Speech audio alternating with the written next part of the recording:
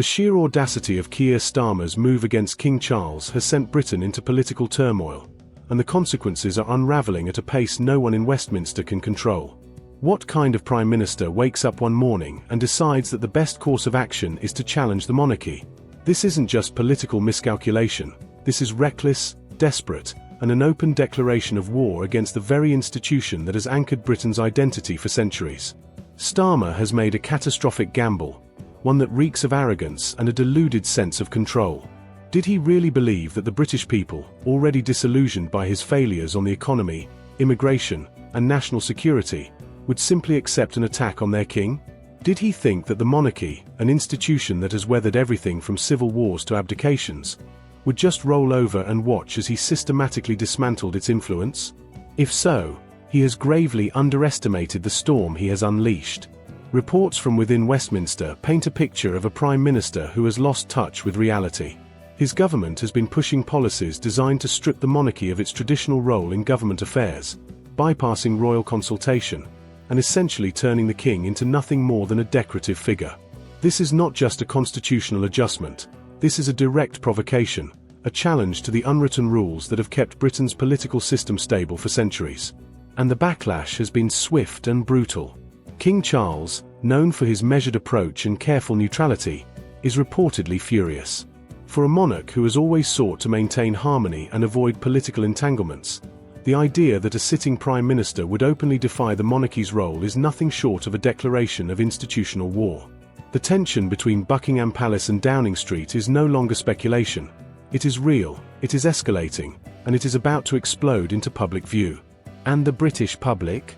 Outrage doesn't even begin to cover it. Across the country, people who had already lost faith in Starmer's leadership now see him for what he truly is. A man so desperate to cling to power that he is willing to bulldoze the country's most revered institution to do so. Social media has erupted with calls for his resignation, with phrases like "traitor Starmer" and "defend the crown" trending at record speed. This isn't just about policy anymore. This is about national identity, about tradition, about who we are as a nation. Labour's internal chaos is reaching breaking point. Even Starmer's own allies are now beginning to distance themselves from this disaster. Some Labour MPs, speaking off the record, have admitted that they were blindsided by Starmer's move and are privately fuming at his recklessness. Whispers of a potential leadership coup are growing louder, with senior figures within the party questioning whether Starmer can survive this crisis. And let's be honest, he can't. No Prime Minister in modern history has picked a fight with the monarchy and walked away unscathed. Meanwhile, the opposition is seizing the moment with ruthless efficiency. Nigel Farage and Reform UK have wasted no time capitalising on Labour's implosion. Farage, ever the populist firebrand, has positioned himself as the true defender of British traditions, hammering home the message that Starmer is a radical intent on dismantling everything that makes Britain great. And it's working. Reform UK's support has skyrocketed, with former Labour and Conservative voters alike flocking to the party in what is shaping up to be a historic political realignment.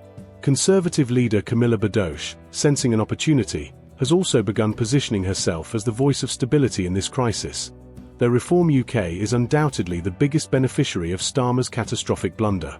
With every passing day, Labour's grip on power weakens, and the idea of a national election grows more inevitable. The government's attempts at damage control have been laughable. Downing Street's carefully worded statements insisting that there is no real tension between the Prime Minister and the King have been met with universal skepticism. Nobody believes them. The public sees through the spin, the deflection, the desperate attempts to downplay a crisis that is spiraling completely out of control. And then there's Starmer himself, silent, refusing to directly address the growing speculation, as if ignoring it will somehow make it go away. It won't. And what happens if King Charles does break his silence? If even the slightest indication of royal displeasure is made public, it will trigger a political earthquake unlike anything seen in decades. The monarchy rarely intervenes in politics, but when it does, the impact is seismic. If Charles so much as hints at his dissatisfaction with Starmer's leadership, it will be the final blow that sends Labour into a complete freefall. Labour is already hemorrhaging support at an alarming rate. Add a royal rebuke to the mix, and the party won't just lose the next election, it will be decimated beyond recognition.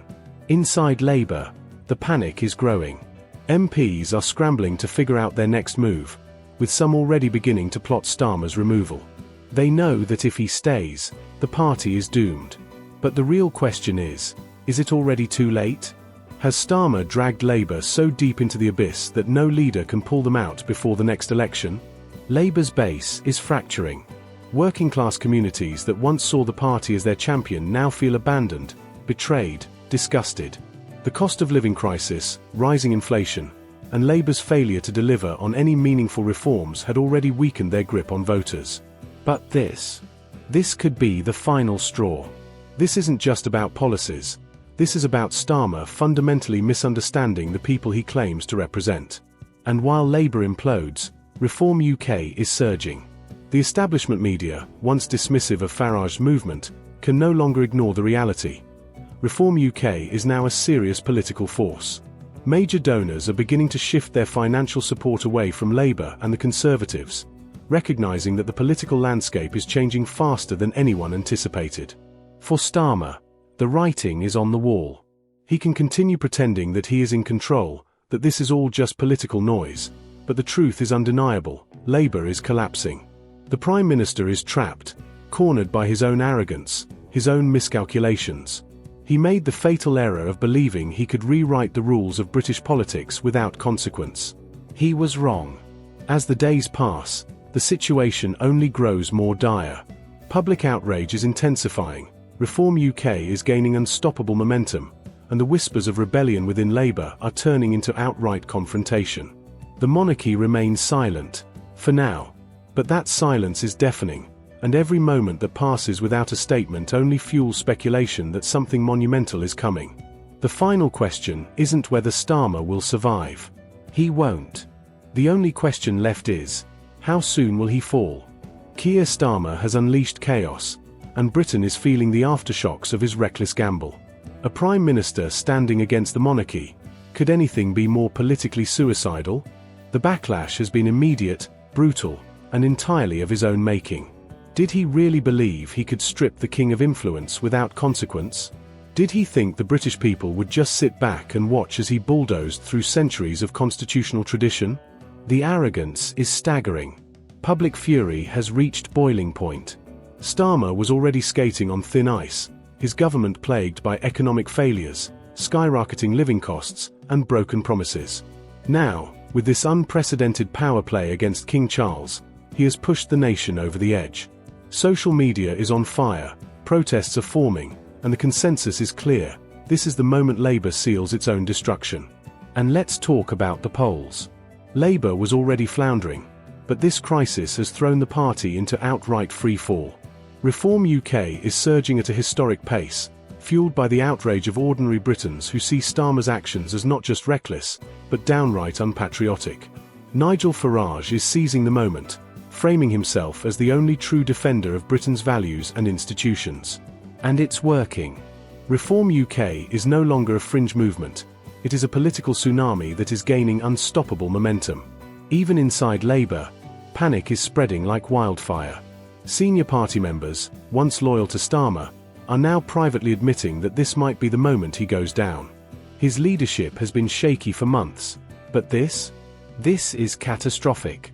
How can a Labour leader hope to govern when his own MPs no longer believe in him? Whispers of rebellion are growing louder, with key figures contemplating whether the party has any chance of survival if Starmer remains at the helm. And then, there's the king. King Charles has always played the role of a careful, neutral monarch, staying above the mud of political warfare. But Starmer has forced his hand. The whispers inside Buckingham Palace are growing louder, and if the king chooses to speak out, even in the most subtle of ways, it could trigger a political earthquake. Imagine it, the King of England, standing in quiet opposition to the Prime Minister. The implications would be earth-shattering. The monarchy rarely steps into political disputes, but this crisis is unlike anything Britain has seen in modern history. If Charles so much as hints at disapproval, Labour's collapse won't just be probable, it will be inevitable. Meanwhile, the media, once Starmer's protective shield, is turning on him. Even the most loyal Labour-aligned publications are struggling to defend this mess. Newspaper headlines are questioning his judgment. TV analysts are warning of Labour's imminent implosion. and even mainstream commentators are calling this the worst political miscalculation in decades. Starmer's attempt to tighten his grip on power has done the exact opposite. It has shattered what little authority he had left. The situation is deteriorating by the hour. Starmer's government is scrambling to control the narrative, issuing dismissive statements claiming that everything is under control. But nobody believes them. The public can see through the spin, through the desperate attempts to downplay what is clearly a full-blown political disaster. Labour officials are visibly shaken, with reports of emergency meetings behind closed doors. How do they recover from this? How do they salvage a party that is burning from the inside out? And what of the voters? The very people who handed Labour a landslide victory in 2024 are now abandoning them in droves. The working-class communities who once saw Labour as their champion feel betrayed. They are watching Starmer prioritise his own power over the very foundations of British tradition, and they are disgusted. The cost of living crisis, unchecked immigration, the collapse of public services, Labour has failed them at every turn. This latest scandal is just the final confirmation that Starmer and his party have lost touch with the very people they claim to represent. And Reform UK is capitalising on every single misstep. Nigel Farage, a man the political establishment once dismissed as a troublemaker, is now being seen as the voice of reason. His message is simple: Labour has failed, the Conservatives have failed, and it's time for a new movement to take Britain back. And it's resonating. The polls are showing a dramatic shift, with Labour losing ground faster than anyone in Westminster could have predicted. Seats that were once Labour strongholds are now within reach for Reform UK. The party once seen as a protest movement is now positioning itself as a government in waiting. Inside Westminster, MPs are in full-blown survival mode. Labour officials who once stood by Starmer are now whispering about his removal. Could we see a leadership challenge? It's looking more and more likely by the day. Some believe Starmer must go if Labour has any hope of staying in power. Others argue that it's already too late. The damage is done, and Starmer has led them straight into political oblivion.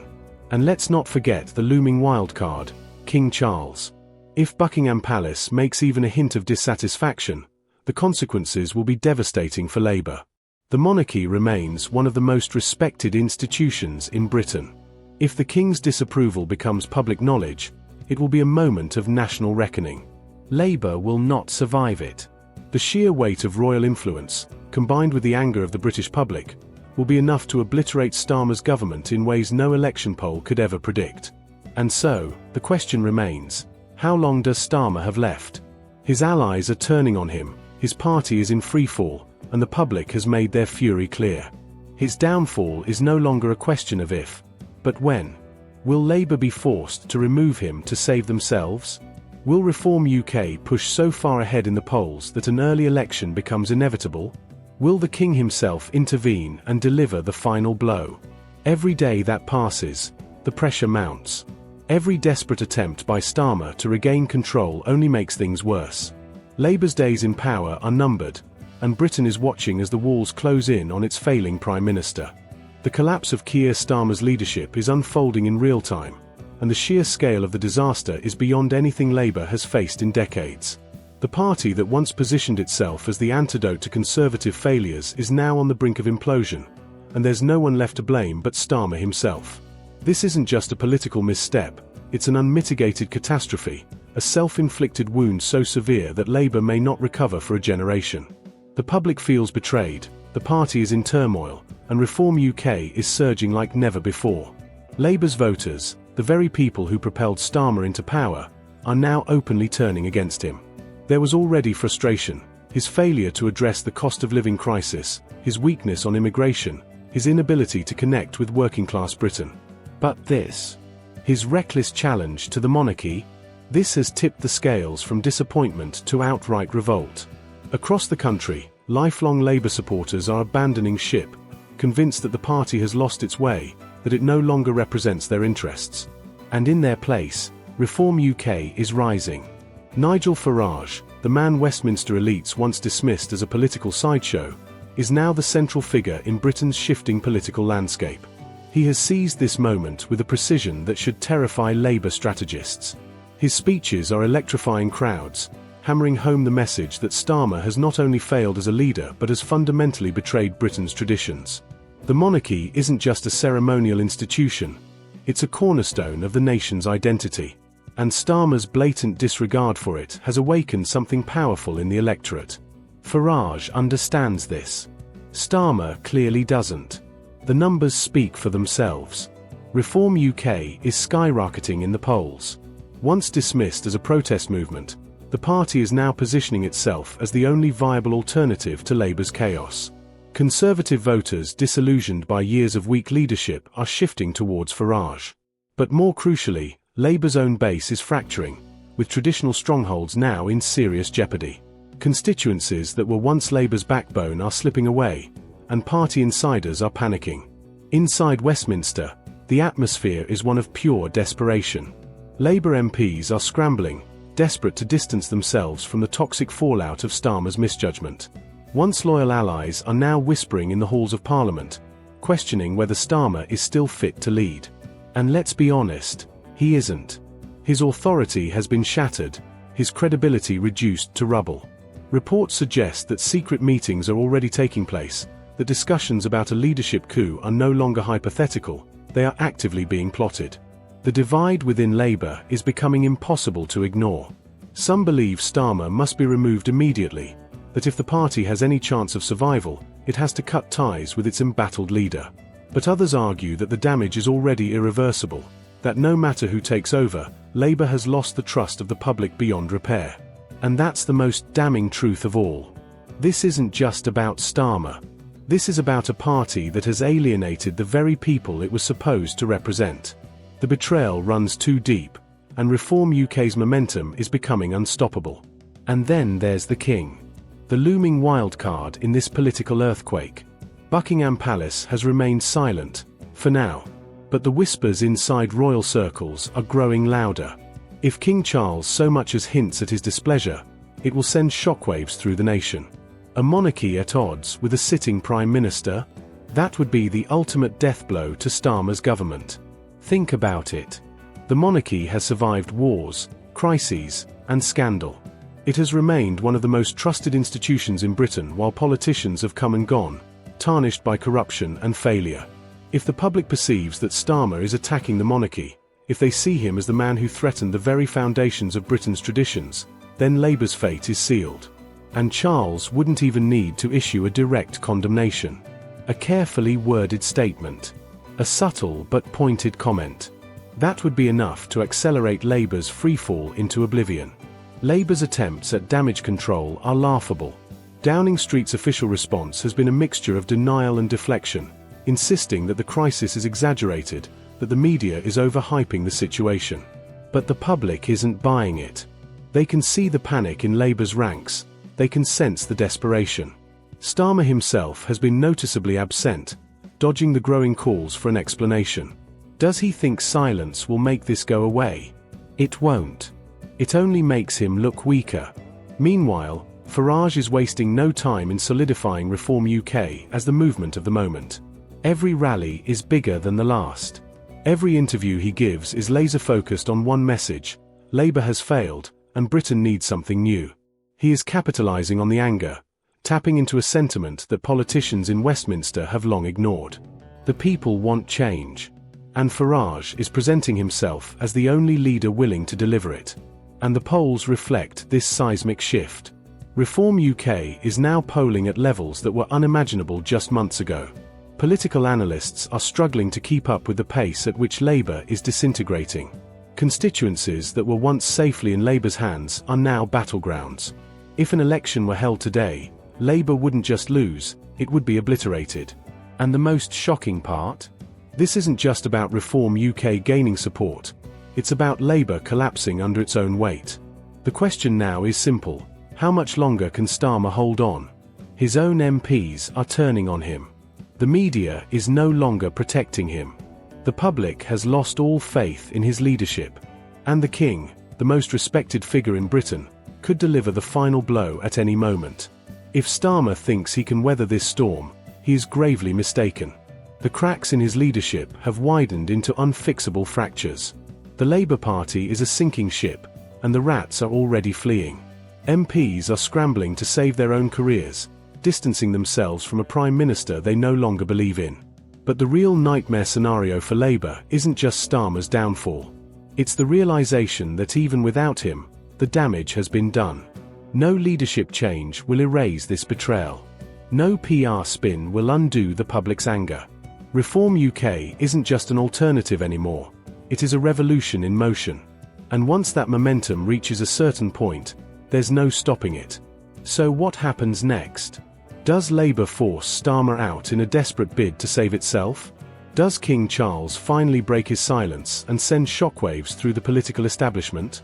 Does Reform UK continue its meteoric rise, reshaping British politics forever?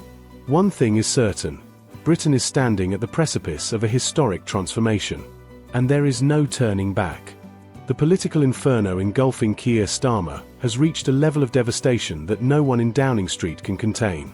The sheer arrogance of a prime minister who believed he could bypass the monarchy without consequence has turned into one of the greatest miscalculations in modern British history. Now, the fate of his government may not be decided by elections, party infighting, or opposition pressure, but by a force far more enduring and revered: King Charles himself. Starmer's reckless power play has placed Buckingham Palace in an impossible position. For decades, the monarchy has operated above party politics, carefully maintaining its role as a stabilizing force in Britain's constitutional framework.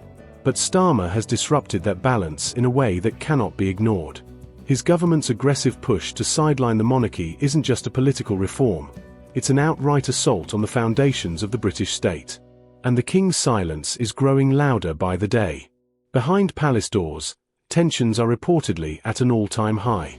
Insiders suggest that Charles, a monarch who has spent his entire life understanding the delicate role of the crown, is deeply unsettled by Starmer's brazen overreach. The idea that a sitting prime minister would dare challenge centuries of tradition has left the royal household stunned. Sources close to the king indicate that he is not just watching this crisis unfold, he is considering his next move. And if he chooses to act, the fallout will be catastrophic for Labour. The mere possibility of a royal intervention has already sent shockwaves through Westminster.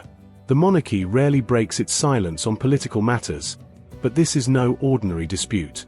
If Charles even hints at his discontent, it would trigger a collapse of public confidence in Starmer's government on an unprecedented scale.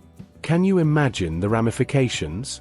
A monarch, forced to step in because the Prime Minister has gone too far. It would be the final nail in the coffin for Labour. And the British public knows it. Social media is ablaze with speculation, with hashtags like #StandWithTheKing and #StarmerOut dominating online discussions. Across the country, people are rallying behind the monarchy, seeing it as the last line of defence against a government that has spiralled out of control. What Starmer failed to realise, what his entire team failed to grasp, is that the monarchy is not some relic of the past to be brushed aside. It is an institution that represents continuity, stability, and national identity. And when a prime minister wages war against it, he is waging war against the very fabric of Britain itself. This has become far bigger than Labour's economic mismanagement or its failures on immigration. This is now a question of legitimacy. A prime minister who disregards the very principles that have held Britain together for centuries is no longer just unpopular, he is dangerous. And the people have made their position clear. Polling numbers are shifting at an unprecedented rate, with Reform UK surging past expectations and traditional Labour strongholds beginning to crumble. Nigel Farage has wasted no time capitalising on this national outrage. In speech after speech, he has positioned himself as the protector of British values, hammering home the message that Starmer has overstepped his bounds. And it's working. Reform UK, once dismissed as a fringe movement, is now a legitimate political force, gathering support from former Labour and Conservative voters alike. This isn't just a protest vote anymore, this is a full-scale rejection of Labour's vision for Britain. Inside Westminster, Labour MPs are in full-blown panic mode. The cracks in Starmer's leadership are widening into chasms, and behind closed doors, discussions of a leadership challenge are intensifying. How long can they afford to let Starmer remain in power? Every day that passes brings new calls for his resignation. Even the party's most loyal allies in the media are struggling to spin this disaster in a way that saves face. Labour insiders are reportedly divided. Some believe Starmer must go immediately if they have any hope of salvaging the party's future, while others are beginning to accept the grim reality: the damage is already irreversible. The press, which once shielded Starmer from scrutiny, is now turning against him. Headlines that once praised his leadership are now questioning his judgment, his political instincts, and his survival prospects. Analysts who were once cautiously optimistic about Labour's future are now warning that the party is heading for total electoral annihilation. And the Conservatives? Completely sidelined. They have become irrelevant in this fight, as Reform UK dominates the opposition narrative with a level of momentum that Westminster hasn't seen in decades. And yet, Starmer remains silent. Where is the Prime Minister? Why hasn't he directly addressed the mounting speculation? His refusal to engage is only reinforcing the perception that he has lost control. Is he too afraid to face the public? Or is he simply so detached from reality that he believes this will blow over? Either way, his inaction is costing him everything. Labour voters are abandoning him. His own MPs are turning on him. And the monarchy may be preparing to strike the final blow. Because make no mistake, if King Charles intervenes, Starmer's government will collapse. The monarchy remains one of the most respected institutions in the country. If the king expresses even the slightest concern about the direction of Starmer's leadership, the ripple effect will be felt across the entire political spectrum. Labour's credibility, already in tatters, will be obliterated. And what happens then? A snap election? A leadership coup? A total restructuring of British politics as Reform UK rises from the ashes of Labour's failure? The possibilities are endless, but one thing is certain: Britain is at a crossroads, and there is no going back. The public has had enough of Starmer's arrogance. Enough of his disregard for national identity. Enough of a government that prioritises its own survival over the well-being of the people. The tide is turning, and there is nothing Labour can do to stop it. Every attempt to downplay this crisis has failed. Every desperate effort to shift the narrative has backfired. And now, the moment of reckoning is at hand. If Starmer thinks he can simply ride this out, he is deluding himself. His government is crumbling beneath him. The British people have spoken, and they do not want him in power. The walls are closing in, the pressure is mounting, and the clock is ticking. Will King Charles step in and deliver the final blow? Will Labour implode under the weight of its own incompetence? Will Reform UK solidify itself as the new dominant force in British politics? One way or another, Britain is about to witness a transformation unlike anything seen in modern history.